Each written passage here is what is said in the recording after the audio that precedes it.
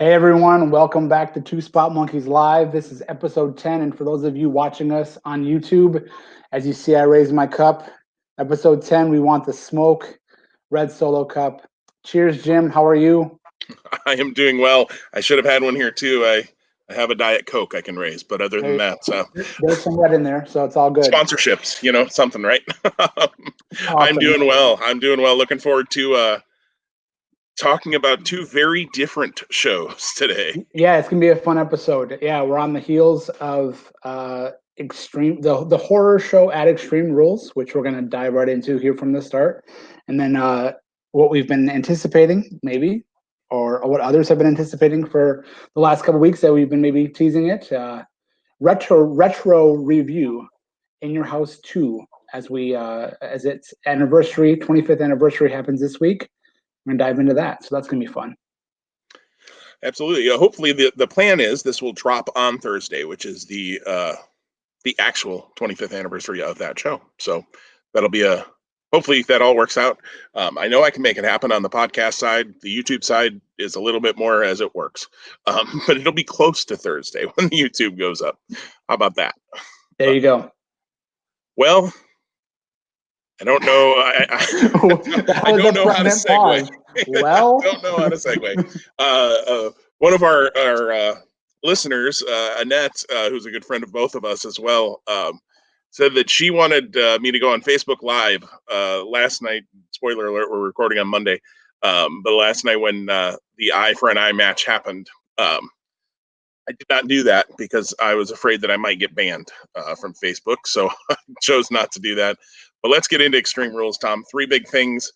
I'm going to let you start because I think we know where I'm going to go on the first one. So I'm going to let you start. Yeah, wow. So I watched last night and I finished this morning. I was able to stay spoiler free, so that's exciting. It's always a plus. I guess the first big thing I'll say is I wasn't overly disappointed with this show. And perhaps that's having tempered expectations going into it. I think my second big thing will be on the opposite end of that tempered expectations piece. But yeah, I thought it was fine. I think part of that is, again, a runtime of just over 2.5 hours for the regular show, not including the pre-show and the match that happened there. These are nice tight shows, which is not what we were getting before the pandemic. So good, bad, or otherwise, whether that's your cup of tea or not, that I think is a good thing. It easily could have gone longer had we had a couple of matches that were planned that didn't occur. So yeah, so I guess first big thing for me is just, on it in reality and as it played out, it was a fine show for what it was. It was different, and there were things we'll talk about, I'm sure, here momentarily. But yeah, I guess my expectations going in being tempered did not leave me feeling ill about it as we chat about it now. Yeah. Okay. So my first thing, I know we're going to talk Eye for an Eye because I had my little mini rant last week. Um, but to talk about it in a bigger picture, it was the booking last night that bothered me in two matches specifically. And Eye for an Eye is one of them. Seth Rollins and Rey Mysterio, as we said last week, had a really good match. And that was kind of one of the things we talked about in the preview was that these two are absolutely able to have a really, really good match. And they've had a good, however you feel about the whole pushing his eye into the steps thing that started it. They've had a good story between them. There's been an issue at hand. You wanted to see a grudge match. And I thought they worked it pretty well. I saw some complaints on Twitter that they were doing head scissors and arm bars. And it's still a wrestling match, but Rey attacking right from the start, from behind. I thought there was good intensity throughout the match. I thought they had a great match. And then they got to go ruin it with this stupid, and they don't even really pay it off. Like they promise you're going to see somebody's eye hang out. And not that I wanted to see that, but then why even go there if you're not even going to do a CGI thing? Or I'll admit with Rey, I knew we were probably wrong on our pick of Rey as soon as he came out because he had that patch over the right eye on the mask. Now he did later pull it off, which maybe then I started to think maybe we were going to be okay. But my first thought when I saw that patch on the right eye and not on the left eye was, or cover over it was, okay, that's where the prosthetic eye is or whatever, and it's gonna, come out of his head at some point. Which there was a little glimpse of a white ball in his finger when they showed a quick glance before they went and had to show a Seth Rollins puking, which I never need to see again on a wrestling. Oh, gee, Seth, you're such an evil guy that you wanted to poke his eyeball out of his head, and now you actually did it, and it made you want to puke. Um, just the booking on that bothered me, and Asuka, Sasha Banks. So the booking in those two matches, again, Asuka and Sasha Banks had a banger of a match, an absolute great match, and they overbooked the finish to the point that you and I, when we first hopped on here, were both kind of like, how do we score that for our pick'ems? Because it was this weird. I mean, we're wrong either way, I guess, but because either Bayley just became a referee because all you have to do is put a shirt on and you become a referee. No. Or, I guess it's a no contest because it was the one time where I found myself actually wanting an authority figure. I think that's been overdone a lot of times. Although I think NXT does it really well with William Regal, where he only shows up kind of as necessary and isn't, uh, overbearing on the whole show and in every segment, like we've seen with some others. But it was one where I was like, gosh, there's nobody to even come out and be like, no, that's not going to happen. Apparently, there's also no other referee in the building who could run out and say, no, I'm the referee. I'm going to, this match is going to continue. And that's the weird part about it, because right. that's been such a long, ongoing thing that's been consistent. And I can't remember specifically in this no fans era or this pandemic era of there not being officials coming out to break things up, but there has to have been that, right? So why then and not now? Right. Yeah, and that was my thought. I guess if they throw a line in somewhere tonight on Raw and say, because of the social distance requirements, all the other referees were, sequestered outside of the building.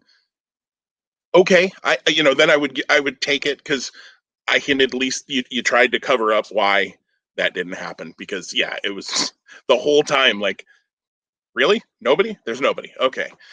So I think that was my thing is you had two really strong matches that I've seen get really low star ratings, but I think it's all based around the finish. Because if you just watch them from the start of the match until 2 minutes before the tomfoolery begins, sorry, no pun intended there, but they were really good matches, and then they just get screwed up by finishes. So that was my first thing. Booking bothered me. Sure. Yeah. Well, my second thing goes kind of in the opposite side of that tempered expectations statement I made earlier. It's just we missed two matches that were advertised, and you and I both missed on SmackDown that they had moved the bar fight from the show. So we both were watching this, going, when is this happening? And then we found out after the fact that it wasn't, or didn't happen, or that it's booked for SmackDown. Okay, I'll pause there. I'll come back to that. Second thing was the United States title match. And I don't know if you caught this, but when Tom Phillips was talking about how Apollo wasn't medically cleared, like right at the end when MVP's music started, like Byron Saxton jumped in and was like, "Oh, it's this injury," and I'm forgetting it right now, but it was almost like someone jumped in his ear and said, "Make sure you say what it is." I think it was like a lumbar strain or something in the lower back. Something from the full Nelson, yeah. Right. So bulging disc or something, maybe. Bulging disc. There you go. So it's almost like they had to whoever was in the headset, Bruce Pritchard, Vince, whomever, said, make sure you say what it is so that no one presumes it's the coronavirus.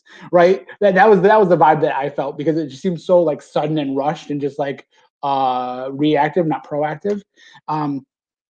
So with those two things being said, I don't know what type of recording schedule they're on. I believe it's staggered. I know that obviously Florida, where they're recording, is a hot spot for this pandemic right now, and they have to be mindful. And I don't know all of the different moving parts that they're trying to deal with as all of this comes together. That being said, you would think that they would have enough time to either promote better on their TV or their social media, and or make adjustments so that fans No. I mean, I can't say there was one specific match I was tuning in last night and this morning to see with this, but I'm sure there are people who do that, right? So imagine if you're young and Apollo Crews is like, you're like, he's up and comer. I love him. He's awesome. And then you tune in and you find out, you're like, oh, you put the damper on that. So,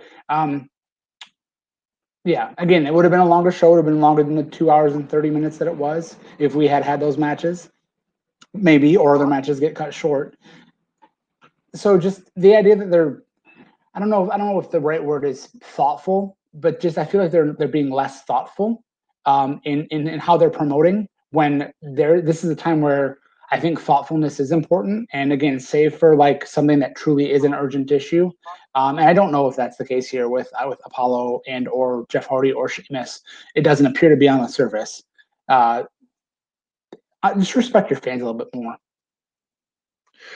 Agreed. And just to piggyback off of that, especially with the U.S. title thing, um, the bar fight, you want to move it to SmackDown, pop a rating, I guess. I don't think it's really going to pop a rating, but I know somewhere I had read that was kind of why they did the Randy Orton and Big Show match going on Raw instead of at the pay-per-view, was to help boost that rating, because Raw's ratings have been just abysmal lately. I'll be honest, I don't know that Randy Orton and Big Show is really what's going to pop a Raw rating. I don't know that Jeff Hardy and Sheamus in a bar fight is what's going to do it on SmackDown either. But you're trying something. I get it. That's fine. But the U.S. title match, like, I saw most of the kickoff show. It was kind of background noise, so if they said anything about it, I missed it. I don't think they did. They didn't necessarily preview it either, because it certainly wasn't necessarily a featured match. It wasn't one of the top, 4 or 5 matches even on the card, probably. But yeah, I agree. And then the whole MVP Bobby Lashley promo was just kind of like, oh, we have to fill a little bit of time, and now MVP claims he's still the champion, even though he's been walking around with that belt for 3 weeks, and I don't know, it was all weird. It Yeah, and the injury, as far as I know, is storyline. So if you were never going to give this match in the first place, if really that was what it was, what? Like, why even do that? Which I will admit makes me wonder, was he waiting on a test result or something like that? And they just don't want to say it. So of course they say it's a bulging disc because they won't admit anything, which is a whole different story we could go off on a tangent on. Yeah. My number 2 is a positive. So there we go. Here we come with you had a positive for your first one too, that it was a good tight show. My positive, Cesaro and Shinsuke Nakamura. I love these two both as wrestlers, and I like this tag team a lot. I'd love to see them get a name too now. They're starting to gel together, which, I mean, Cesaro, unfortunately for him, is so damn good. Excuse my French. I don't think we'll get explicit for that. But as a tag team wrestler, and can gel with just about anybody. I mean, the guy's won tag titles throughout his career, but in WWE, he's won them with Tyson Kidd. He and Sheamus had a good run as the Bar, and now he and Shinsuke. I love that they're giving them a little more serious edge, because I think Cesaro and Nakamura have both been booked pretty terribly in the past. So I liked that they were, and good Lord, that finish of that match. Kofi Kingston needs hazard pay for taking that bump. A power bomb off the second rope through 2 tables to the floor with nothing underneath that floor. I mean, it wasn't like he went through the announcer's desk and they could put a little padding under there for him or anything like they did with Mankind jumping off the cell years ago, which you have to so you don't kill the guy. I mean, Kofi could have gotten seriously hurt on that. I hope he's okay. I haven't seen anything that says he's not. But man, that really gave Cesaro and Nakamura an edge, and I'm looking forward to them as tag champs. I hope it's not a short reign. The tag division, especially on SmackDown, could use a little beefing up, and Cesaro and Nakamura are a great team to do that with. So I was thrilled that they won the titles. They would have been my pick had we known that match was happening when we recorded last week. I'd like to see them, though, in the rematch, make sure they get a pinfall, because anytime you win a title by putting somebody through a table, it's a little wonky. But I have a sneaky hunch that'll happen probably even as soon as this Friday. So that was my number 2. I was really happy with Cesaro Nakamura.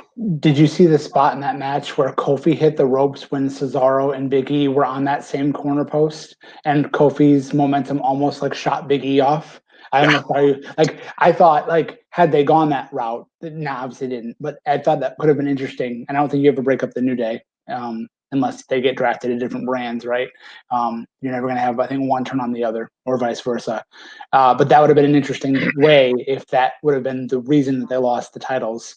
Kofi's inadvertent slingshotting of Big E off the post into through the tables. Yeah. I like Big E, and I think he deserves a singles run. So Absolutely. Sorry for going there and bringing that to the forefront. They had one too where Big E, he speared. I can't remember if it was Cesaro or Nakamura. I think Cesaro, like through the ropes. He dove through the ropes and speared him. And at least from the angle they shot it, it looked like they missed the table by about that much. It probably was a little bit more. The angle probably made it look closer, which is great shooting, even if by accident. Yeah, there were a couple near misses on that. So, yeah, but I loved that match. That was a great way to start the show, and I was very happy with the finish. Yeah, that actually might have been my favorite match of the night. Again, acknowledging, I think we talked about it before we started recording. I didn't watch Sasha, excuse me, in full, but you said that was pretty solid in the ring too. It was. It would be right up there. Well, so I'm going to close and just say the swamp fight was something. Take it or leave it. And again, if you walked into that match with thinking you were going to get any more or less than what you got, I'm not sure. I'm not sure if you've been watching the product lately when it comes to cinematic matches. This type of issue and the backstory between these two lends itself pretty perfectly to what I think they did with that match. It was weird. It was creepy. It was hokey. And I think all that's okay. So I think it gets us to where I said I thought we would go for SummerSlam, in that the Fiend comes and reckons himself for a shot at the Universal Championship. If Braun Strowman's even alive. So I know you like action figures like I do as well. There was that Zombies series, I think 2-3 years ago now. There was a Braun Strowman zombie, if I'm not mistaken. I mean, when he came out of the swamp a couple times, I thought, oh, he's a zombie now. So anyway, I liked it for what it was. It was different. I thought the snake and the Alexa Bliss, Sister Abigail blending or meshing, if you will, if I'm, and maybe that's my analogy only. The guy getting on fire, like, well, okay, hello, where was Kane at? Just everything there. But the way it closed with the Fiend emerging from the water, and then the cackle, and then the let me in, that was cool. Yeah, the swamp match was my third thing as well. I saw some people online saying, "So is Alexa Bliss Sister Abigail?" And it's like, hello, no. That's Bray playing with Braun, because the minute she started talking, I went, "That's Alexa." And kudos to them for calling back to that from the mixed match challenge. 2 years ago now? They really kind of played up. They played it subtly, but yet, Braun having a crush on Alexa and all of that, to the point that some websites even are still reporting that Braun and Alexa are a couple. They're not. And in fact, follow Alexa on social media and you'll see that I can't remember who she's dating, some singer that I've never heard of. But apparently he's famous. Good for her. But yeah, I mean, so kudos to them for having that callback. The guy catching on fire, his running around after he caught on fire was like 50s movie B level bad. I mean, that was terrible. I saw somebody, I think it was our friend Eric, on a message board or a Facebook group that we're a part of, said he thought that was their worst cinematic match yet. I don't know if one counts the Street Profits and Viking Raiders as a cinematic match, since there was no finish after the Trash Monster. But it definitely wasn't that bad. I would put it above that if we're counting that as a cinematic match. I agree with you. I think it was what it was. It was what I expected. in some ways, I think the finish that you and I both kind of we had different avenues of how we were getting there, but I think kind of both things almost happened. Um, Braun kind of seemed to win the match for a minute, and then Bray, my belief on Braun winning the match, which obviously I was wrong on. We'll talk about the pick'ems here in just a minute, but was that Braun would win, and Bray would realize the only way he was going to defeat Braun was to become the Fiend again. And that kind of happened in the end. We're calling it a Bray Wyatt win. That's what WWE.com is calling it. He was the one left standing at the end of it. So, and there's no bell in a swamp fight, to our knowledge. So, I think you got to go with that. It was what it was. It set up exactly what you and I both figured was coming for SummerSlam. I think it'll be a good match for them. Are they ever going to be compared to, are Bray and Braun ever going to be compared to Ricky Steamboat and Ric Flair? No. But not everybody needs to be. So, granted, it is a top title. I expect the Fiend to win the title at SummerSlam. There's my pick already before we even do the head-to-head for SummerSlam. But otherwise, I don't know what the point of this whole thing's been. If you just have Braun vanquish him in the end and beat then I think you've, I hate to use the word buried because I think it gets used too much, but then what have you done to the Fiend at that point? So anyways, that's a whole different topic for head-to-head when we get to SummerSlam here in a month. So I agree with you, though. It was a nice, tight show. Problems aside, I thought I made this comment on that group that we're in. The in-ring work last night, I thought was at least good to at times great. There was nothing wrong with the in-ring stuff. Any of my complaints are booking related. And I'm kind of tired of cinematic matches, but I know we're just going to keep getting them until we can have fans back. And let's be honest, in Florida, I don't see that happening anytime real soon outside of the NXT crowd that they're able to have. I will say, so my wife was working on some homework. She's doing some more education and was working on that. And so instead of watching it downstairs, I actually was watching it upstairs because she was just working away on the computer. And she said, "I'll just watch it up here." Okay, fine. And the Eye for an Eye match came on. And she heard them say, the only way to win this match, the end of the ring announcer say, the only way to win this match is to remove your opponent's eye from its socket, or however he said it. And she went, "What the?" Yes, this is what I watched here. And so with the I agree with you that the in the ring stuff was good to better than good. Mm-hmm. I don't think we touched great, which is okay. But you have to wonder who are they looking to capture as an audience in what they're providing to consumers of their product right now. If you use your TV as your platform to have inconclusive finishes, then you should be using your pay-per-views or your big shows as the place where things are resolved. And last night there was a lot of unresolved stuff. So we can park that and come back to it, and I'm sure that we will. And I know we're getting off the three big things, but I wanted to respond to that because I think that's an important thing just to note, right? Like you could really be, the WWE could really be setting itself apart right now by having a vision, a mission, a focus, whatever you want to label it, and they don't ish. So last night to me was a jacked up Raw or SmackDown that's leading to SummerSlam.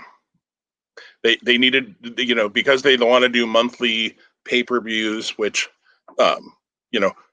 who's buying them for $40 or $50 or whatever they are on pay-per-view anymore. I know they're still available, or they used to be anyways. I guess I don't know for sure. I don't have cable. I have Hulu. But anybody who's paying that is just insane because for $10 a month, you get every show. And maybe that's going to change. That's a whole nother topic for another day. There's a lot of rumors, but at least they're not doing it right now in the middle of a pandemic. I didn't put a banner up, but our head-to-head just got shot to crap because 2 of the matches didn't happen. But of the 5 matches that did happen, again, considering the Banks and Asuka match as a no contest and giving Bray Wyatt the win in the swamp fight, because those are just the best answers we can come up with to what happened last night. Tom went 3-2, getting Bray Wyatt, Bayley, and Drew McIntyre right. Neither one of us touched on that match. I thought it was fine. I think the problem in some of those title matches last night, we touched on it in the preview. I never felt like Nikki Cross had a chance. I never felt like Dolph Ziggler, even with Extreme Rules only for him, had a chance. So you had those three right. I had 2 and 3 because I had Bayley and McIntyre, but I had Strowman, which for a moment when they put up the credits with Strowman on the dock, I went, yes, I got him. And then I got screwed by the Fiend. So that puts us at Tom 8 and 4, and myself at 5 and 7. So a 3-match lead for you heading into SummerSlam. I'm in trouble. Yeah, so we really need to start thinking, not that I want to, while I have a 3-match lead, propose this, but do we want to start clean in a month? Because we've done this for 2 months now and it's been going strong. Do we want to start clean and put something on the line? Or do we finish this year or this quarter? I mean, technically, if you look at it, July, August, September is the current quarter of the calendar year.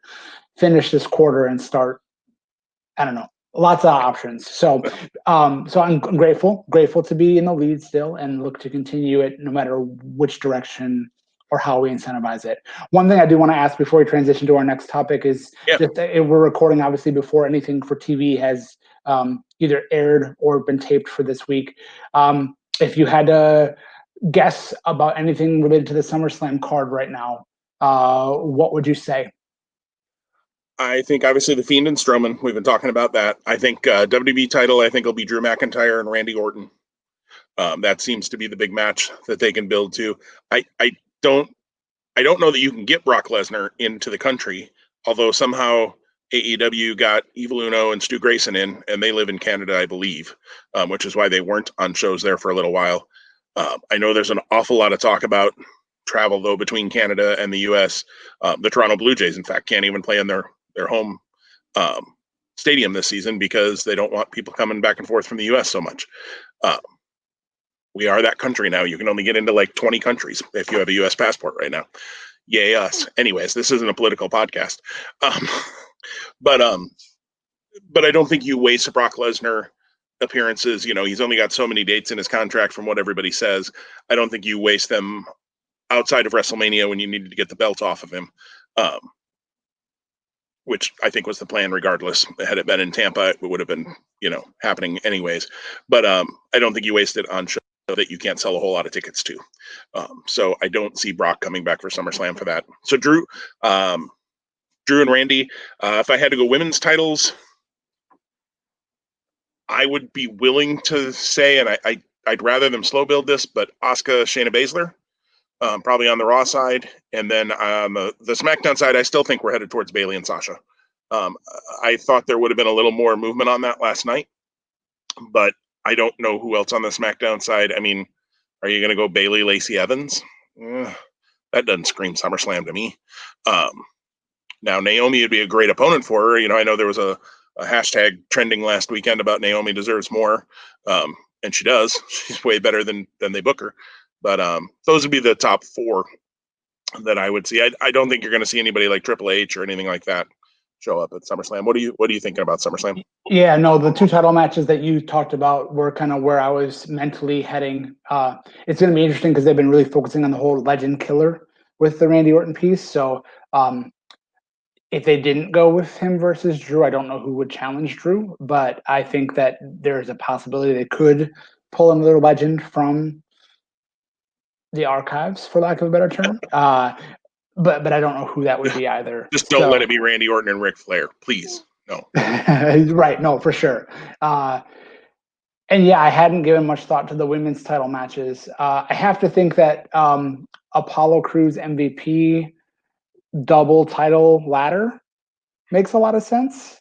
We'll see though. And then I hope AJ Styles gets something. That's just the weird part about this. Like with such a limited card and such tight shows, again, that's the opposite of what we were getting before. We were getting a lot of guys, a lot of ladies on a given big show, and they were going 4 hours. Now they're going, you know, one third less than that at least, and you're missing or losing some of that. So I know we're gonna come back in at least 3 weeks from now, give or take, and we'll preview SummerSlam. So it'll be fun to see how that shapes up. Yeah, no, absolutely. Yeah, it will be. It'll be interesting to see. I was going to say AJ Matt Riddle, but yet the way SmackDown ended, probably Matt Riddle Baron Corbin. Um, so we'll see. Maybe AJ gets Daniel Bryan again or something. That'd be, I'm okay with that. You can run that match every week. It'd be fine with me. Or maybe they'll do something totally different with AJ. Who knows? Well, let us take a hard left, hard right. I don't know which direction this is, but we're going to turn away from the current product and do something we haven't done yet on this show, at least in its resurgence here over the last 10 episodes. I don't remember the whole lot of this even in our first run back 6 years ago either. We're going to do a little retro review, and this time around, we're looking at In Your House 2, which took place on July 23rd, 1995, in the Nashville Municipal Auditorium in Nashville, Tennessee. It was obviously the second In Your House. First one had been May of that year. Then they had King of the Ring, which we'll talk about, I think, as we get into some of these matches in June. And then this pay-per-view, when they started going monthly now here with the In Your Houses.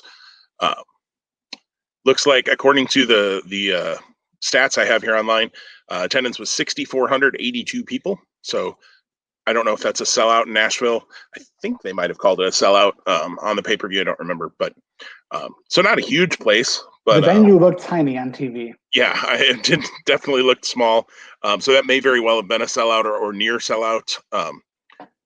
But they were doing a 2-hour pay-per-view, so you probably don't want to, if it's only going to be a shorter show like that, you don't necessarily want to book that in huge arenas. And in 1995, I don't think they were really they weren't doing stadium shows, certainly in 95. They were coming out of their early 90s hokey, but still in pretty hokey land, as we'll talk here in the mid 90s, headed towards the Attitude Era, but not anywhere even close to it yet. Although a number of people on this show will be huge players when the Attitude Era comes around. But it starts off with what might be the worst country music song ever as the theme song. Some of that promo stuff on this show, holy smokes! But the awful theme song leads into Vince McMahon and Jerry Lawler looking stupid. It's the only word I can give. Just every country Southern stereotype thing they could fit into their open, they did, including Jerry Lawler wearing a hat with a crown on it. Did the open do anything for you, Tom? Did it make you really excited to watch the show?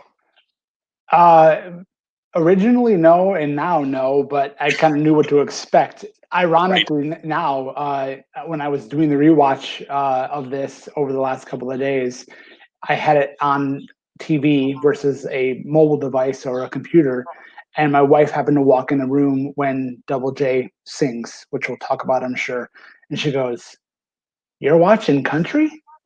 And I go, "No, not really." She goes, "That's what it sounds like." And I didn't even bother to try to start to unpack and explain that, but that was fun. Well, it's good to know we both had those moments with our wives last week while preparing for this show. So let's go into the matches. We'll just go one by one through. The first match was the Roadie, who we later will know as Road Dog Jesse James or Road Dog, taking on the 1-2-3 Kid. The Roadie, they showed the video of him and Jarrett attacking 1-2-3 Kid and putting him out with a rib injury, and it looked like about the weakest hit to the ribs ever. It really didn't look like anything much. Well, it was a neck injury, so it was actually it was a neck. Yeah, so I guess that's right. There was a tag match for these two and Razor and Jeff Jarrett that was supposed to be at In Your House 1. It became a handicap match because, according to what I remember reading or hearing, 1-2-3 Kid actually had a broken neck. So the fact that he had a broken neck sometime in April, May, and was able to be back in the ring by July pretty darn impressive. And we'll talk about how this match ends here in a minute, I'm sure, and maybe even more impressive, stupid something when you get to that. So I do have Dave Meltzer's star ratings. I feel a little bit like Conrad Thompson here, but I don't have his write up or anything like that. I'm not a subscriber, so but I did find on ProFightDB.com they've got the star ratings for this. So it went 7 minutes 26 seconds, and Meltzer gave it 3.25 stars. I thought it was a good match. I thought it was a good, I thought it was good to keep the roadie. I keep wanting to call him the road dog. Roadie, looking strong as a competitor on his own. I thought it was good that there wasn't some cheap Jeff Jarrett interference finish. They certainly were what's the word I want? Foreshadowing. There's the word I want. Problems between Jarrett and Roadie that'll come down the road with Jarrett not really paying attention to the TV, which was that the smallest TV monitor ever that you saw in the locker room. It's amazing how technology, years. Yeah. Things have changed. But Roadie wins the match with a not totally cleanly, but landed pile driver off the second rope, which is nuts. We haven't seen that much in wrestling. I can't ever think of somebody using that as a finish regularly, although it could look really cool. He kind of lands on his feet and then falls back. But I can't really fault him for that, because you're trying to protect, if 1-2-3 Kid really had a broken neck back in the spring, you're trying to protect the guy regardless of whether he did or didn't. You're trying to protect the guy, and you're dropping him with a pile driver off the second rope. Kind of a crazy finish to me, but definitely definitive. No question that it wasn't a cheap win for Roadie here. Yeah, no, really good match. That's a star rating seems high. Not that it was not a good match. It just right. It was good. I didn't think it was 3.25. Yeah. Rewatching this reminded me how much I enjoyed the 1-2-3 Kid quite a bit. Like very, very. For the time, he was very unique, and his moveset, the kicks and the quickness, that wasn't something that you saw a lot back in '95. I also remember how much I thought the swagger of the Roadie was cool. Like he had some swagger, right? So when he would do an offensive move and he'd do like a head bobber, which we would eventually see it all with the Road Dog. But again, the precursor to that being on display here, that's who he is. That's his personality. So. Yeah, there were a couple of times he did little like shimmies and things where I was like, that's total Road Dog right there. I mean, he just, like you said, he really saw it blossom a couple of years later when he and Billy Gunn end up, who we'll see later in the show, he and Billy Gunn end up as the Outlaws. Didn't he go, we're going to jump ahead a little bit. I'm going to jump ahead here. He was the Roadie, and then we'll talk about what happens. Did he become like the real Double J next? Was that? Yeah, he was the real Double J, Jesse James. Jesse James, okay. And then he became the Road Dog. Yeah, which okay. It's all a little fuzzy to me back then. But there was a short while where he and Billy Gunn, who was Rockabilly for a very short while with the Honky Tonk Man. Wow, that could be a whole nother topic. And you said something about the gimmicks before we started, so I think you were jumping the gun. Yeah, the smoking gun. The smoking guns. In fact, yes, yeah, there were plenty of gimmicks here on this show too. As we'll talk about, especially when we get to the Lumberjacks. Remind me, I got some things to say about Lumberjacks. Yeah, good opener. Like you and I both agree, 3.25 feels. Maybe it was in the Tokyo Dome. I don't know. That's where Dave still like those matches. So, sorry. Now I sound like Bruce Pritchard. Men on a Mission versus Razor Ramon and Savio Vega. So, Mabel is coming off winning King of the Ring. I would say one of the more unlikely King of the Ring winners ever in history. But Mabel, obviously, they're on their way to a big push for him, or trying to do a big push with him. And we'll talk more about him here later in the show as well. He had beaten Savio, though, in the finals the month before.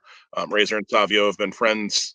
Savio is just newly in here in WWF, and Razor is his friend. In fact, I think Savio debuted at the first In Your House, helping Razor. Am I remembering that right? Yeah, so you are.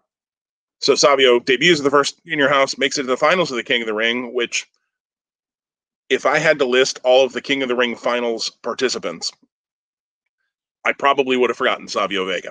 Um, although now the minute I saw it, I was like, oh, that's right, that happened. But Men on a Mission. So this one went 10 minutes and 9 seconds, a little long for me. And it got 2 3/4 stars. Again, I think Dave was maybe a little generous here. Men on a Mission were a great gimmick. They were fun as baby faces. Mabel was okay as a heel. I liked him a lot better as Viscera and Big Daddy V in later years. But this tag match didn't do a whole lot for me. I like the tag match. I thought it was good, and that's probably part and parcel because I have a high affinity for Razor Ramon. So I've always been a Razor Ramon fan, Scott Hall fan, but really more so Razor Ramon. And this match and watching everything here just made me just wonder and question, because less than a year from now, you've got Razor Ramon, who is in WCW, and as Scott Hall, obviously, and less than a year from when this show aired, you have the birth of the NWO. So when you think about that, when you put that in context of how much things can change in a year, that just pause on that for a moment. It also made me go, wow. So they clearly had Razor Ramon pegged as kind of like that gatekeeper. So whoever was going to eventually challenge for the world title, if it wasn't Razor Ramon, and I don't remember him challenging much after he had the feud with Bret Hart in early '93 because he turned babyface shortly thereafter. He was the guy that the upcoming challenger kind of had to get through. So when Mabel pins him to win this match, that was surprising. I don't remember it being surprising 25 years ago when I watched it for the first time, but it was surprising now. But you go, oh, okay, because again, foreshadowing. Mabel wins King of the Ring, becomes King Mabel. They had turned heel. I think he had turned heel a month or two prior. Yeah. So the tracks were being laid for this train over time. So I don't know that it would have done any harm to have Savio Vega take the pinfall. I mean, it would have definitely put Mabel a notch above him, but I don't know that your marketing or your long-term plans for Savio Vega would have outstretched that of what you would have done with Razor Ramon in both the marketing and the in-ring. But again, the Razor Ramon story, as you move forward from here, which we won't today, it's rocky, and which probably causes him as one of the factors in why he chooses to leave about 9 months later. Yeah, and I think this also might have been when he was having quite a bit of issues with personal demons and those sorts of things. I think too, maybe the thought might have been Razor could eat a pin and it probably doesn't hurt Razor. Savio was brand new in, and maybe they still had hopes for him being more than he ever became. I don't know, but I mean, they pushed him all the way to the finals of the King of the Ring the month before, so maybe they wanted to protect Savio. As weird as that sounds now, 25 years later, to say protect Savio over Razor. That might have been it. And I also wonder if it was, we know that we're headed towards Mabel challenging Diesel at SummerSlam. I know I'm jumping ahead both in this show and in WWF land, but getting Mabel a win over somebody like Razor on his way to that makes some sense. Like you said, the train tracks are being laid for Mabel, no question. They're trying to make him something. A fun story about my affinity for Razor Ramon. So I thought we talked last week, and it's in between this show and SummerSlam. The second ever house show I went to was in Auburn Hills, Michigan, Palace of Auburn Hills, which actually was recently imploded, where the Pistons had played for a number of years, and had concerts in just a big venue on the east side of the state in Michigan. In that same kind of window of time, I think following In Your House 4, there was bra taping in my hometown, and for the on sale for that, they had sent Razor Ramon to a local, I'm going to call it a record store, but it was probably more CDs back then. And we went and we bought tickets on like a random, I'm going to call it a Tuesday afternoon after school, but he was signing autographs too. So the fact that like 25-year-old ago me, like, Who was not 25 years old, for the record. yeah, I was not 25 years old, but just like to think that I was in that space and like I wasn't like I always kind of had this sense of like being starstruck. And I don't remember that with Razor Ramon, but I also don't feel like I maximized the chance to meet him. Like we were with my friend and his mom was one of those people that would always have a camera. So the fact that like I don't have a photo of 15-year-old me, 14-year-old me, whatever it was, with Razor Ramon, kind of is a bummer. But he was a cool guy. I mean, he was totally low key. He wasn't in gimmick by any means. He was dressed like a normal person. Very cool. Very good. Do you still have the autograph? No. No, it's gone. No. All right. Well, moving on from. I'm sorry, just to pause it. Had I known nostalgia was going to be so big, I probably would have saved a lot more stuff that I had 25 years ago than I do now. And I kick myself almost weekly. So. Yeah, I wish I still had my LJNs. I have one, which was not mine as a child. I bought it 4 years ago. So my Ricky Steamboat is the only one I have, not on card. Someday when I'm rich.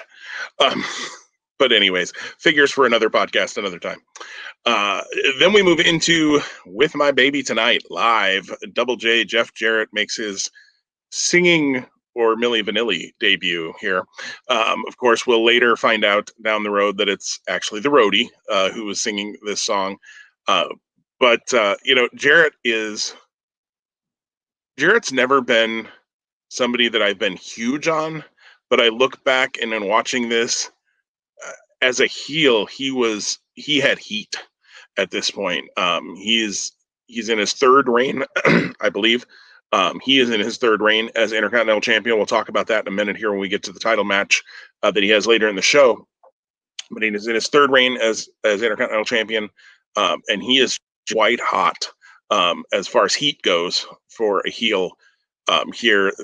The fans almost seem to be okay with him. I thought this was fun. I had forgotten that this was on this show until I started watching it. And the minute it was in Nashville, I went, "Oh, I wonder if this is where Double J does this With My Baby Tonight." And sure enough, it was. I will freely admit that I have had that song downloaded on numerous MP3 players over the years. I do like country music. Yeah, I don't know. This was fun. It worked for me. It was fun to relive it too. And I know we've talked about Something to Wrestle With a few times, joking about doing this look back on the show. And every time Bruce breaks into this song, I just laugh on that podcast. So this was a catchy song, and not again. I'm not a fan of country music traditionally, and the irony again of my wife walking in the room when this was playing, loudly in our deconstructed den, soon to be office, added for a moment of laughter. But yeah, like I think back to '95 when this was going on, and it was just like it was that one more thing that added to that aura of Jeff Jarrett. And I had to go back because I was like, gosh, he was 3-time champ at this point. And so like I just pulled up that list of champions, and yeah, so he had defeated Razor Ramon the SummerSlam the year prior. I'm sorry, he defeated Razor Ramon at Royal Rumble earlier that year. Then he vacated the title after a match with Bob Sparkplug Holly ended in controversy. Yep. Then he recaptured the what's the word that we used previously? No, gosh. In abeyance. In abeyance, yes. The title was held in abeyance. Thank you. That last night came up when I watched that Asuka and Bailey or Sasha finish. The title will be told on Raw. It's in abeyance, and then Razor wins the title in a ladder match in Canada right after the first In Your House. And then a couple days later on a house show, Jeff Jarrett wins it back. So, yeah, 3-time. I think he might have been the first ever 3-time champ. Does that sound right? He was. No, there was one other. It looks like he's the second. Razor Ramon was the first. I was going to say, I think it was Razor. And then it's interesting to me, and we'll talk about this coming up here in a couple matches, but how much of a deal was made about being 3-time champion. Yeah, record And now tying. Jericho has held it 9 times, you know? Yeah. Well, and that's the thing. Back in the day, I think title changes and title reigns were respected more or just honored more. So yeah, we got off the whole topic of with my baby tonight, but it didn't appear to be an overt lip syncing. Obviously, we learned more. Right. So I And can do without Todd Pettengill and the whole drum thing with that guy with the drums. That was a little long in the tooth, and then poor Big Al didn't want to be on the mic at all. no, he did not. I don't think he wanted to be there. Um, yeah, Todd Pettengill to me, we're on the side here. He's an acquired taste, and as a promo guy, a hype guy, he was good. But sometimes some of his bits ran a little long, and this was definitely one of them where, yeah, like you could do that one time, maybe twice, and it's haha, and then move on. Like enough, we get it. Meltzer did not give this a star rating, so uh, we can move on. Bam Bam Bigelow is in the next match. Bam Bam, fairly recently out of the $1 Million Corporation after his loss to Lawrence Taylor back at WrestleMania 11. Is that right? Yes, WrestleMania 11. That's right. So he's taking on Henry Godwinn, who's kind of, even though DiBiase wasn't with him, he's kind of doing a tryout for the $1 Million Corporation. They're seeing if he's worthwhile, which of course eventually doesn't pan out because Henry O. Godwinn does not belong in the $1 Million Corporation. That just doesn't make any sense. And he ends up becoming a babyface down the road. But this goes 5 minutes, 33 seconds. Meltzer hated it.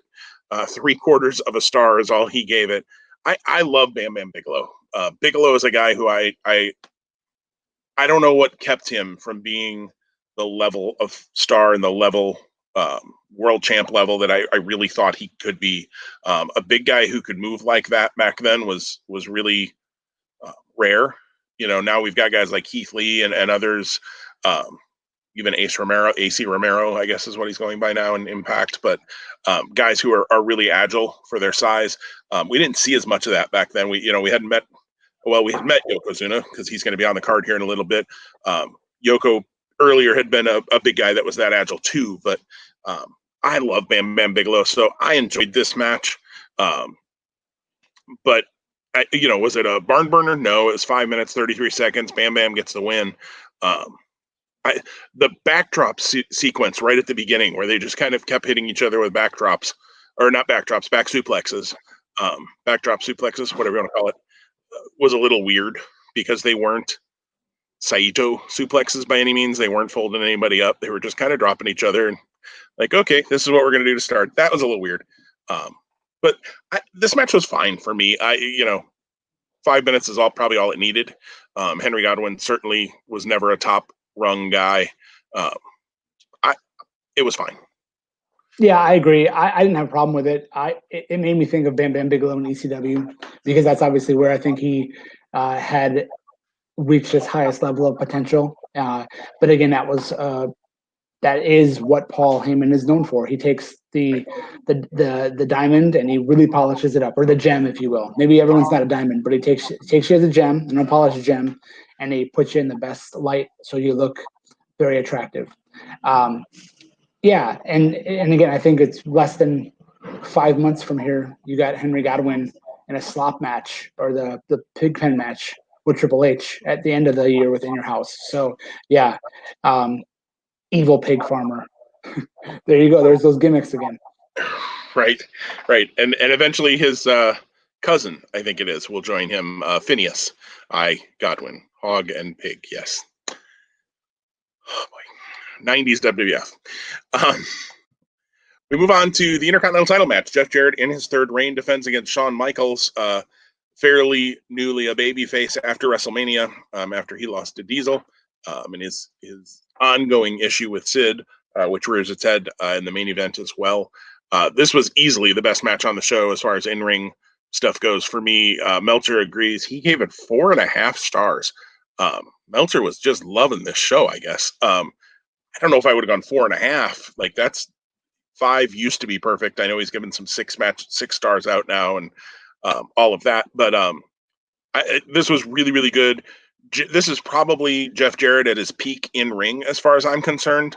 Now, I didn't see a lot of his really early stuff in like Memphis and USWA. I mean, I've seen bits and pieces here and there, but I didn't get that show as a young person, so I didn't see a lot of that. I was aware of him, but didn't see a whole lot of it. But yeah, him here in the shiny jacket with the double J and all of that, and the fact that we haven't gotten a really good Mattel action figure of him with that yet.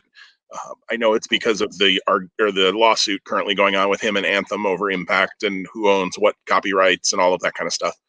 I'm sure they'll get one ready as soon as they can because that just screams elite figure.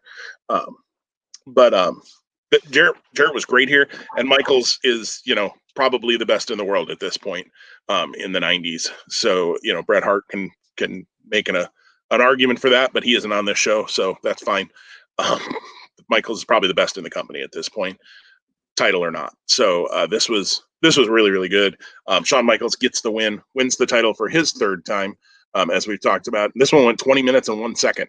But it didn't feel like 20 minutes. It was enjoyable all the way through for me. Yeah, so when you think that it's double the length of the tag match that we talked about earlier, it felt like it was more than double of that, which was good. I think they told more of a story than the tag match did.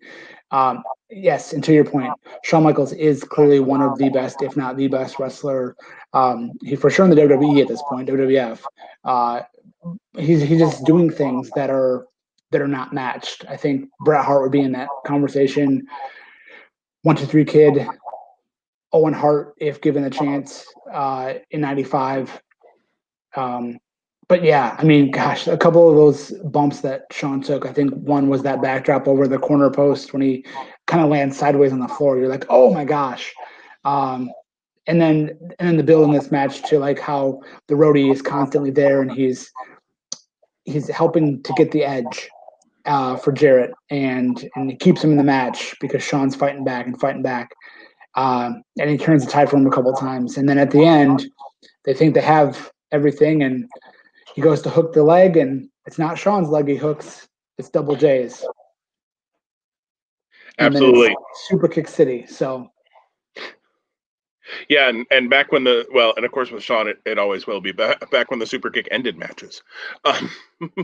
But yeah, this was good, and again foreshadowing for the Double J and Rhodey split down the road, which is I love long-term storytelling. So anytime you can do those kinds of things, obviously Shawn, is going to go on to bigger and better here as the year goes on, and towards WrestleMania 12, when obviously he has his big moment. But Shawn as the Intercontinental Champion always worked for me. Obviously him as World Champion works for me as we move forward too. But I thought Shawn was great in the Intercontinental title role as they built him. I think Shawn Michaels is one of those guys. They did a really nice, slow job of building over time. And by the time he was wrestling at WrestleMania 12, you wanted to see him win that, or at least I did. I wanted to see him win that title because he'd earned it, and he had that story. Where sometimes we get things so hot shotted now, where within a month or two somebody's getting world title shots, and you're like, I'm not invested in this guy at all. I think they did a great job over the years building Shawn Michaels. All the while. I'm sorry. I think it's 95, actually, when you look at the matches he had in 95 over the course, like the big matches, that's a hard resume to top. It's a really, really solid resume. Yeah, no, absolutely. All the while knowing that he's getting harder and harder to deal with backstage, too. I thought it was interesting, when he's celebrating, obviously the first people he's hugging are Razor, Diesel, and 1, 2, 3 Kid. So you can see the click forming now, now the things we know. And that's how the show closes. So that's even better. Even with all those lumberjacks in the ring, which we'll get there in a second.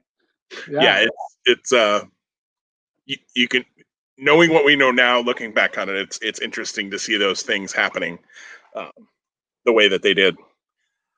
We go to the semi-main, the co-main. I don't know. Before we jump there, let me just say, so they went back and they did the celebration, and then they did the merch plug. That T-shirt, that red T-shirt, that was the first T-shirt I ever owned of a wrestler. I bought that at the house show in Auburn Hills less than a month after this show, and I laugh about it now because I literally had no problem. I think I was like either entering my final year of middle school or I was entering high school, wearing the Heartbreak Kid Shawn Michaels t-shirt where he looks arguably like a male stripper in a red shirt with hearts out in public. Like, I don't care now, but like you think about, you're an adolescent, you're concerned what your peers think. No chill at all in my game. Rocking the HBK shirt because he was my Now I got to favorite. know at the house show, did they give you the sunglasses too, or no? That was The package deal they offered here was great. Yeah, because I don't remember 21 it. bucks. It's a great deal. Yeah. I do love that they have across the bottom, and they match the font really nicely, which I thought was a nice little touch. This phone number is no longer in service, or something along those lines, because otherwise there would be absolutely be kids calling or people in their 40s like me calling and trying to get this shirt. Yeah, that was a fun little. I forget about those things because now everything's online and all of that. You just hop on every month on the pay-per-view. They've got some. I didn't catch what the deal was last night, but it's usually like buy a T-shirt, get one for $1, or 50% off championship belts, or um, you know those are the merch ads now. So some things haven't changed. They're always pushing merch, which they should. They're a business. But back then it was call this number and get this shirt and sunglasses for 21 bucks plus $5.95 shipping and handling or whatever. Steal of a deal. It was. I mean, 20. Even 27 bucks after shipping for a T-shirt and a pair of sunglasses. It's a pretty good deal. You pay more than that for the shirt now. So, tag team title match is up next. Owen Hart and Yokozuna, who had won the titles when Yokozuna was the surprise mystery partner for Owen Hart at WrestleMania, win the titles, and they go against the Allied Powers of Lex Luger and the British Bulldog. I have to tell you one little funny, as I was putting this banner in, I accidentally, and I caught it thankfully, but had typed the Allied Powers of Lex Luthor and the British Bulldog, which is a different tag team, and in the DC comic world, apparently. The tag champs here retain their titles in 10 minutes and 54 seconds. Meltzer gave it only 2.5 stars. I don't know. It worked for me. Again, Lex Luger is never going to be confused with Ricky Steamboat or Ric Flair or Shawn Michaels. The Bulldog is good in some matches and other matches. As he got so bulked up, sometimes it would limit him a little bit. I know too. Yokozuna is a little bit of a shell of himself here. That is the one downfall for me. Yokozuna 2 years before WrestleMania 9 time frame was the number one heel in the company. He's obviously put on even more weight here. He's really, really big. And it may not even be but a few more years before Yoko unfortunately passes. But I like the Owen Hart and Yokozuna tag team.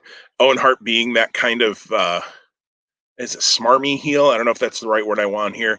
But he's always looking for the way to one-up you. And how better to one-up you than my tag team partner is Yoko frickin' Zuna. You got to try to be that guy. We're going to hold the belts forever, kind of thing. So I liked it. I liked the teaming of Luger and Bulldog, actually. I was okay with that. And Correct I me did. if I'm wrong. They debuted at WrestleMania 11, right? That was their first big showing. Okay. I think they had worked Superstars or Challenge or something a little bit. But yeah, they wrestled in the opener at WrestleMania against the Blue Brothers, Jacob and Eli, or the Harris Boys, as we now know them. I did really like, though, at the beginning of this match, when Luger and Yokozuna faced off, that they did talk about the fact that about a year before before SummerSlam, Luger had body slammed Yokozuna on the USS Intrepid, I think. And, the whole Lex Express thing, which, however you feel about that.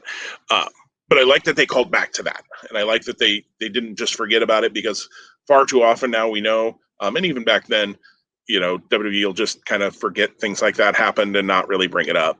So I thought that was cool that they brought that up here. I thought the match was fine.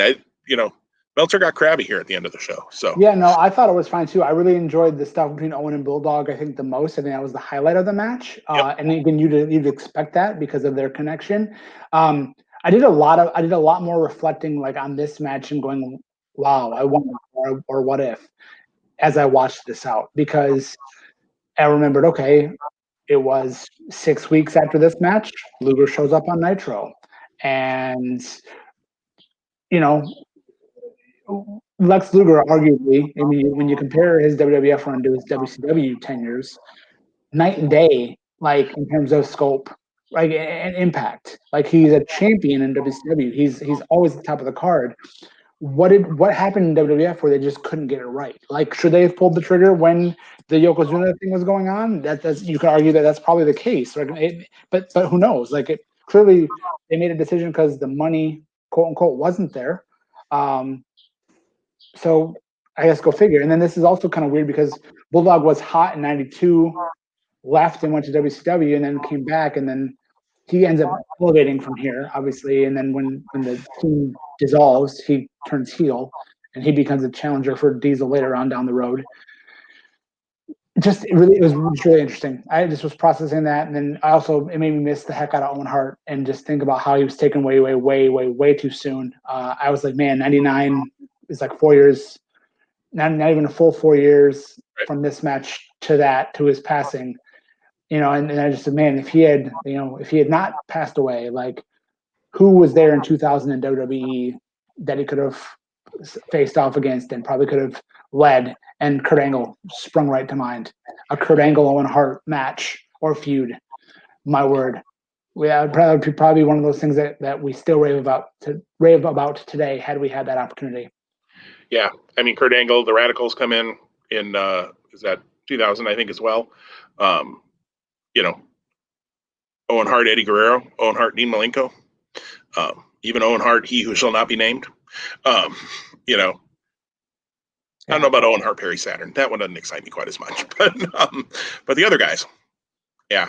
I mean, the sad part, really, looking at this match for me too, is Luger is the only one still here with us, 25 years later. And I know 25 years is a lot of time, but these are all fairly young men at this point in their lives, and to know within 5 years we'll lose both, Owen and Yoko and Bulldog a few years after that, I think. And Luger has had his share of health concerns along the way. So, that's sometimes watching these old shows. That's just, it strikes me when I realize like how many people are gone. Even from these shows in the '90s, certainly in the '80s, a lot more even so. But it's a little sad to see that. But that struck me in this match that Lex was the only one left from these four. Yeah. Yep. I'm not sure how to segue off of that, so we'll just move into the main event. That's reality, and we have to name it, unfortunately. And hopefully, we won't know, obviously, for probably another 10, 20 years from now, that the changes that have been made over the better part of the last decade plus are yielding longer term outcomes for all the talents involved. Let's hope so. Yeah, because I mean, even you look up and down this card, Viscera, Mabel, same guy, is no longer with us now. Granted, that big of a guy, there's obviously some other health concerns probably going on there. And of course, Bam Bam no longer with us either. I think the rest of everybody is, which is good. Although there was a dark match before the show started. I saw Skip from the Bodidanas, who will show up here in the main event as a lumberjack. Beat, I think it was Aldo Montoya in the dark match, and Skip is no longer. Chris Candido's gone as well. So, well, let's get to this lumberjack match. The WWF title lumberjack match. Diesel, Big Daddy Cool, defending against Psycho Sid. He defended against Sid at In Your House 1. And then they had a tag match, kind of weird, that at King of the Ring, the tag match is the main event between Diesel and Bam Bam versus Sid and Tatanka from the $1 Million Corporation. But that leads to this lumberjack match because Sid keeps kind of leaving the situation and not sticking around. So they're, is he scared? All of those kinds of things. I do not have a list of all of the lumberjacks. There was a page that had that, and I forgot to pull it up. But there were some notable lumberjacks to me in this. You had a very early Triple H was down there. You had Jean-Pierre Lafitte, who we now know as former Ring of Honor champion PCO, who looks absolutely nothing like PCO, and I'm amazed at how small he looked, like short wise. To me, PCO seems tall, and that's probably because most of the guys in Ring of Honor maybe aren't as tall. So he looks bigger, but I was just amazed in this show when he was walking around at ringside, like his girth now. Yeah, his girth 25 years later compared Right. to then. He's got some girth now. Um, you also had Rad Radford, also no longer with us. Louis Spicoli was down there. Mantar, who again, how do we not have an action figure of this guy? Seriously, I goofy gimmick, but I don't know why. I smile every time Mantar is on the screen. Um, and then my personal favorite of the whole thing, and as much as I always joke about, oh, why don't we have an action figure? Let's never get them of these guys. Techno Team 2000, Eric Watts and his partner, whose name escapes me totally at this point. Jad Champion, something like that. Chris? No, I don't know. Maybe I'm thinking of Firebreaker Chip and whatever. Anyways, in WCW. Techno Team 2000, probably their only pay-per-view appearance, I think. I would have to go back and look, but yeah, they're lumberjacks here for this match.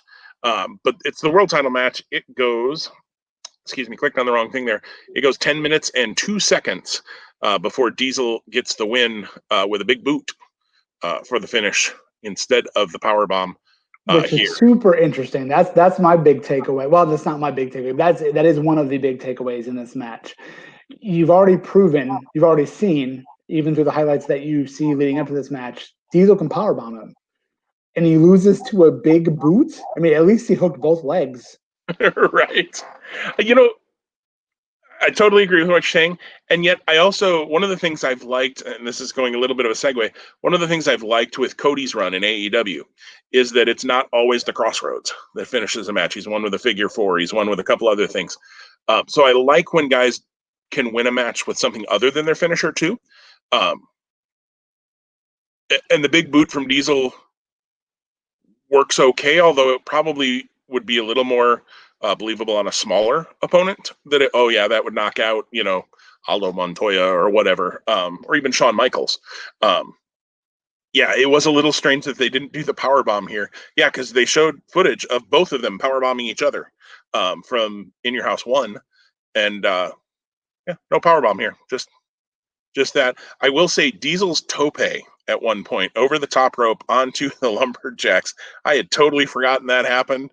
Wow, that's a big dude going over the ropes like that. Um, he's no Undertaker flying, that's for sure. But kudos to the big man for doing that. Forgive me if I'm asking you to repeat something you already told me. What's the star rating on this match? Did you say that already? I don't think I did. The Okay. star rating, a half a star. Okay. I mean, I thought it was a little bit better than that. I apologize for asking that question too, because I was distracted looking up Techno Team 2000, just to make sure that we were very accurate of referring to Travis and Troy. Troy being the Eric Watts of the group, and Travis being Chad Fortune. Okay, so there So, was so a Chad you, in the name. yeah, So yeah. So there you are. and Not. able to find out if that was their only pay-per-view appearance for the WWE or WWF time? Yeah. It's the last footnote on Wikipedia under their WWF tenure. So take that for what you will. Yeah, they didn't work King of the Ring. I do know that. I'm pretty sure they weren't the tag challengers at SummerSlam. So, Yeah. Well, so obviously this match really becomes a footnote. Maybe that's the wrong term. Um, it's a holdover to what was supposed to be the two top matches at SummerSlam, and that we already alluded to one of them being Diesel being challenged by King Mabel, and they get into it on the floor. I thought it was interesting that when that dive happened by Diesel, he didn't make any connection with Mabel. I think that might have added to it if they were thoughtful about that. But maybe they wanted to separate them so that way when Mabel does squash him like a bug against the ring post, that there's more motivation there, right? So he didn't need to be antagonized first. He was out for blood no matter what. And then there's a spot when Sid's on the floor with the lumberjacks where Shawn comes off with a double axe handle. And it was supposed to be Sid versus Shawn Michaels for the IC title. And as we talked about the infamous or famous Click, some power plays happened before SummerSlam '95 that gave us a much better match. And I'm not even sure if Sid was on that show. So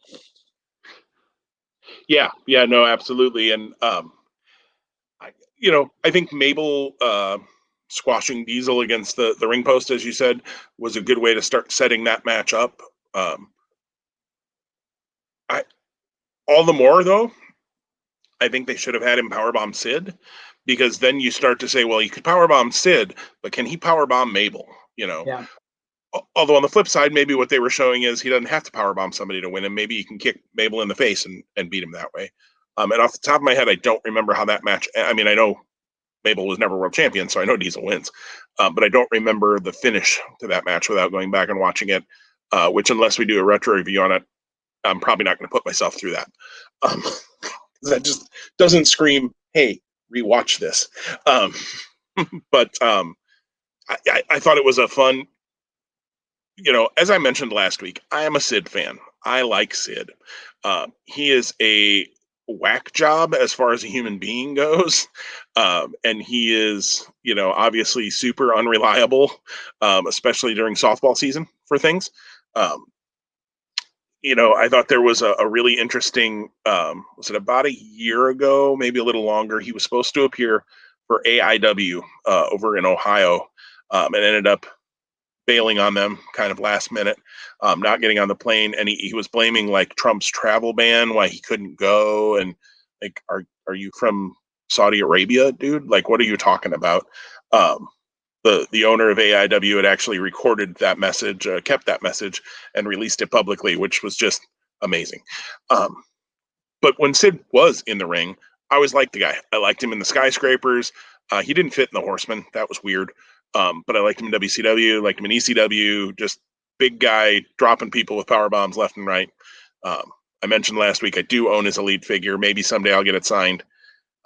In fact, that was kind of why I was paying attention to the AIW thing. Originally, my intent was to send it to some friends of ours to get it signed. Didn't end up happening, thankfully, because he didn't end up showing up anyways. But so I enjoy when Sid's in big matches. I don't know. This was fun. All in all, I thought it was a fun show. Was it best show ever? No, not even close. Was it the worst show I've ever sat through? Again, not even close. I think we've seen far worse shows from WWE and other organizations along the way. Uh, I don't know what were your takeaways, Tom?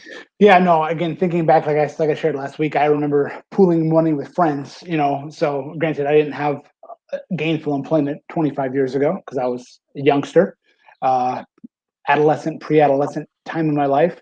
Um, so whatever my chores were around the house or whatever I was doing to scrape a few bucks together, and the fact that this was a $15 price tag made it very doable. This is way before the advent and invent of the WWE network and $10 a month for whatever you want to stream. Also, what was streaming 25 years ago?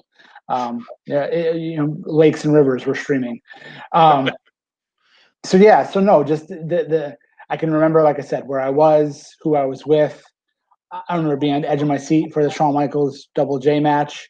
Obviously, I went to a house show less than a month after this match, and then a TV taping in the months that followed. So WWF was where my attention was in '95, with ECW through newsletters being a very close second. So interestingly, because again, like I said, nothing wrong with it, but my taste in wrestling now, and when you compare them to this card, doesn't necessarily, again, that your tastes evolve over time. So to that end, I wanted to ask you, is there a favorite Sid or era of Sid that you have? You mentioned a few of them, but like, is there one that just is at the top of your list?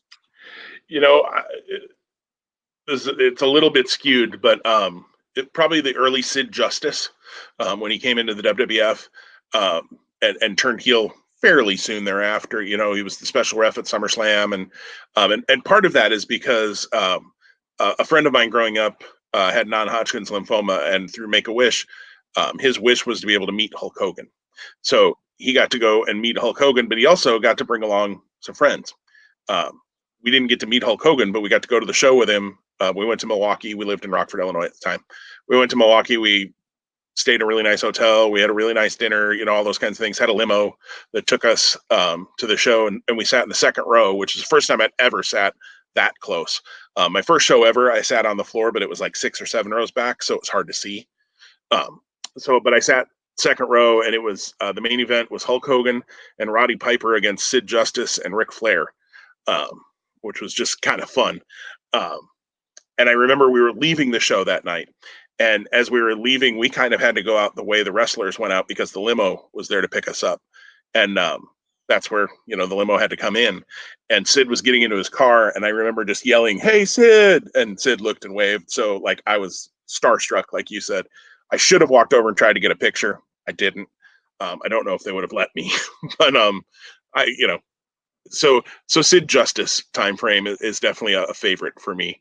Although I enjoyed him all along, even up until the end there in WCW when he had that awful leg break coming off the second rope, which Sid should never be on the ropes. That's just stupid. That man does not belong flying.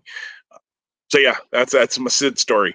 Nice. I like that. We all have our guilty pleasures too, so I'll never judge you for yours with Sid. Right? Yeah, exactly. Sid and Mantar. Just give me a Sid and Mantar match, and I'm a happy guy. All right, maybe not for the match. Mantar wasn't any good in the ring, but I just thought the gimmick was so ridiculous. It was fun. Uh, well, this was fun to go through our first retro review. We'll probably pull a few of these in the future as well.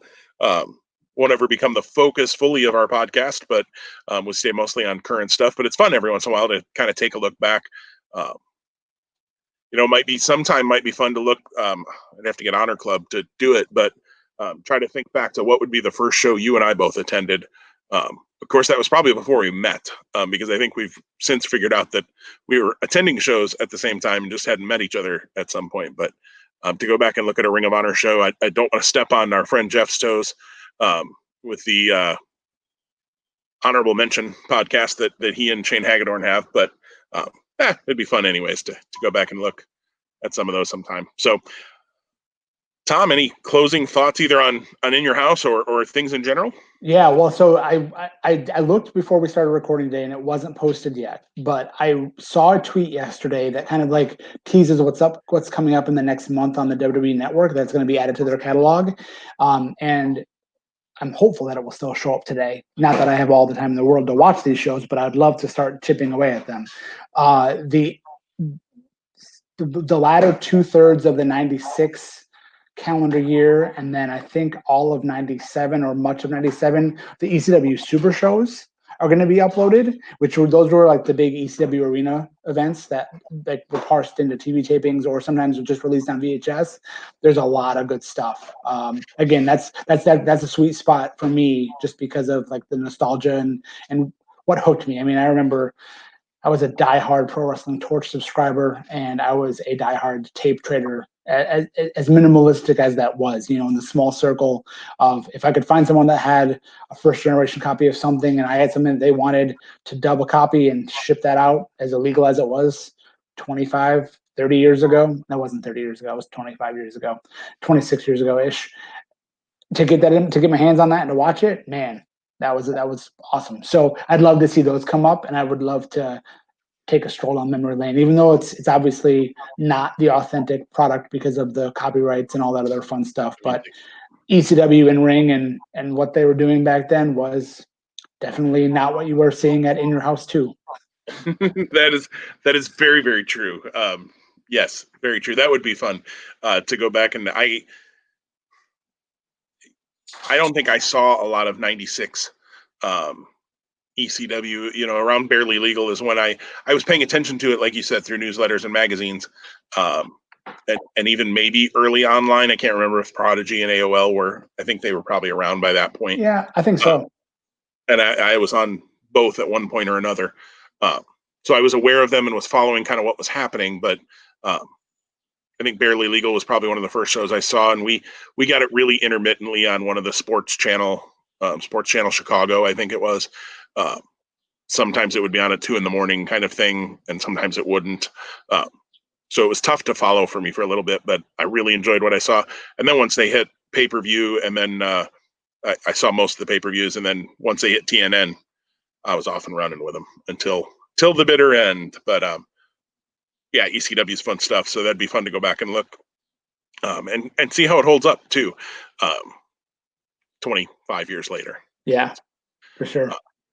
So, all right. Well, we'll be back next week sometime. I don't think we've even talked about what we'll look at next week. Yeah, we booked out the whole month of July, and we bookended with today's topic and recording. So That's right. So yeah, obviously the next month we have SummerSlam month from now, and I probably think talk some Sengoku Lord for New Japan as well, yeah, as that comes up here in the middle of the month.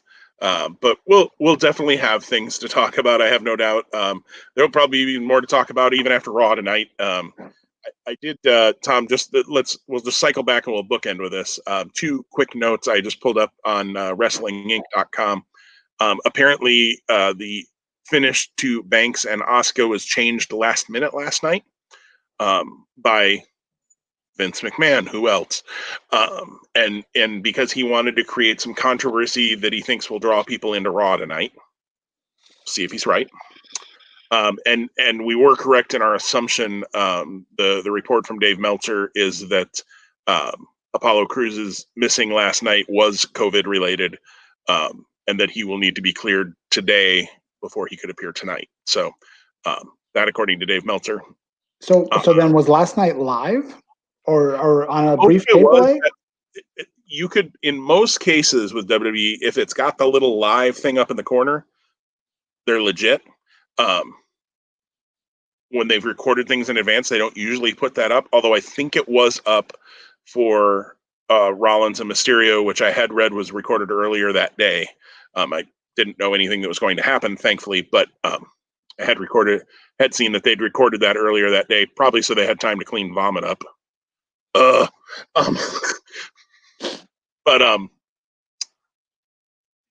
So I believe last night was mostly live.